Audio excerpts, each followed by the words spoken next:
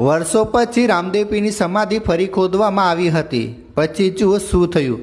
મિત્રો, કહેવાય છે કે રામદેવજી ભગવાન શ્રી કૃષ્ણના અવતાર હતા। તેમણે ભાદરવી એકાદશીના દિવસે સમાધિ લીધી હતી। પરંતુ એક રહસ્ય અહીંથી શરૂ થાય છે। રામદેવજી અને તેમના ભાઈ જેવા મિત્ર હરભુજી વચ્ચે ખૂબ જ પ્રેમ હતો। બંને એકબીજાને મળ્યા વગર એક દિવસ પણ રહી શકતા ન હતા।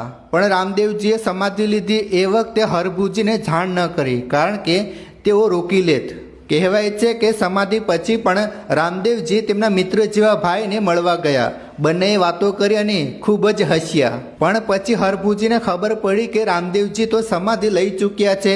ત્યારે બધાએ રામદેવજીની સમાધિ ફરી ખોદવાનો નિર્ણય લીધો। જેમ જ આ સમાધિ પર પાવડો માર્યો એટલે અંદરથી અવાજ આવ્યો કે મેં તમને ના પાડી હતી ને કે સમાધિ ન ખોદતા।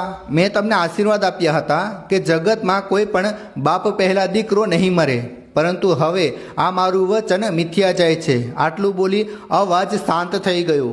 આવા જ ચમત્કારો વિશે જાણવા માટે ફોલો કરો અને કોમેન્ટમાં લખો જય બાબા રામદેવજી।